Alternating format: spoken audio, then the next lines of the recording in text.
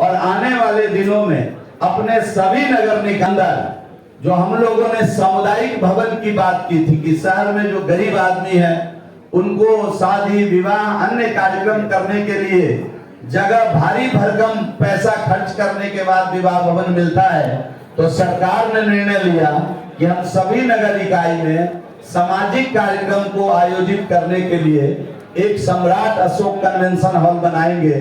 और आज मुझे आपको बताते हुए प्रसन्नता हो रही है कि कुल 143 नगर इकाई में इसकी स्वीकृति दे दी गई है।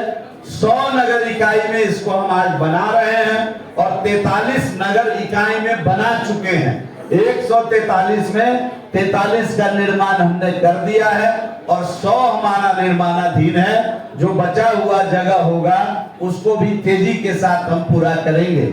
मुझे आपके साथ शेयर करते हुए अच्छा लग रहा है कि जो हम बिहार के शहरों को व्यवस्थित करने के लिए वेंडिंग जोन बना रहे हैं कि हम छोटे छोटे जो अपने वेंडर्स हैं उनको वेंडिंग जोन के अंदर जगह चिन्हित करके दे रहे हैं। 66 वेंडिंग जोन हम लोगों ने चिन्हित किया है। 25 का निर्माण उसमें हम लोग कर भी लिए हैं, जिसमें 1692 फुटपाथी विक्रेता को स्थान मिलने की संभावना है। मित्रों, बिहार के अंदर आज तक देश के इतने बड़े धरोहर देश रत्न डॉक्टर राजेंद्र प्रसाद नेहरू जी अगर डेथ किए तो उनके लिए दिल्ली में बड़ी जगह दी गई उनका संस्कार है। और नेहरू डॉक्टर राजेंद्र प्रसाद देश के पहले राष्ट्रपति थे।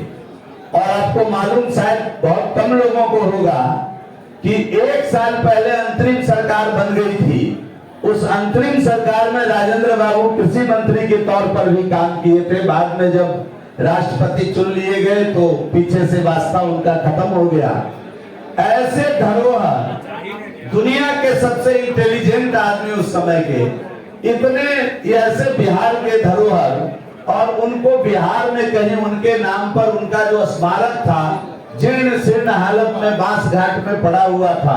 मुझे आपको बताते हुए प्रसन्नता हो रही है कि 10 एकड़ भूमि में, बिल्कुल जैसे दिल्ली में पुराने कांग्रेस पार्टी के नेताओं को बड़ा बड़ा जगह दिया गया, वैसा ही हम लोगों ने पटना में गंगा जी के किनारे अपने धरोहर अपने राजेंद्र बाबू के लिए हम लोगों ने 10 एकड़ जमीन माननीय मुख्यमंत्री जी के नेतृत्व में चिन्हित किया है। और बेस्ट वंडर पार्क जो बिहार का गौरवशाली पार्क है वो बनाने का काम हम कर रहे हैं। माननीय मुख्यमंत्री जी ने इसका शिलान्यास भी कर दिया है।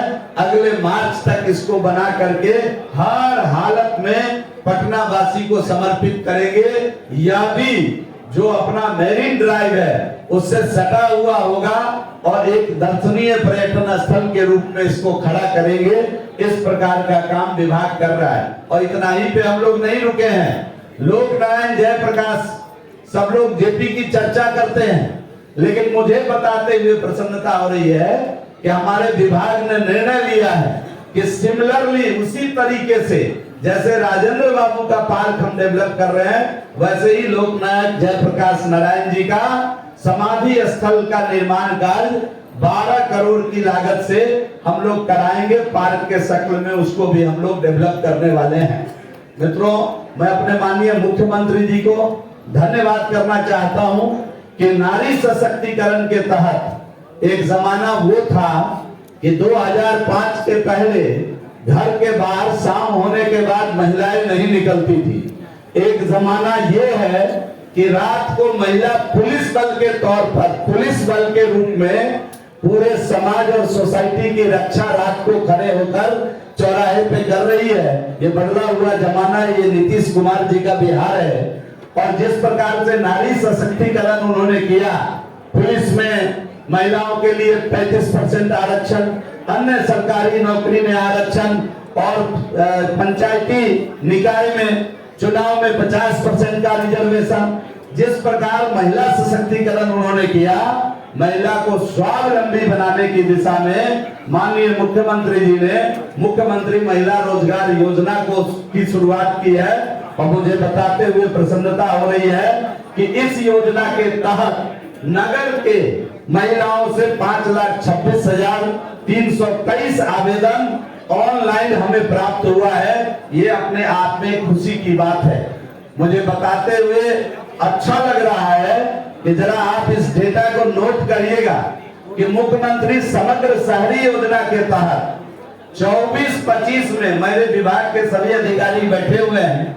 मैं उनको दिल से धन्यवाद करता हूं कि 24-25 की योजना जमीन पर उतारने का काम उन्होंने किया। और इतना ही नहीं, 25-26 की जो योजना 31 मार्च 26 को खत्म करना था, उस योजना को इसी महीने शिलान्यास करा करके उसका कार्यारंभ करा दिया। इसके लिए मैं अपने विभाग के अधिकारियों को भी धन्यवाद करना चाहता हूं।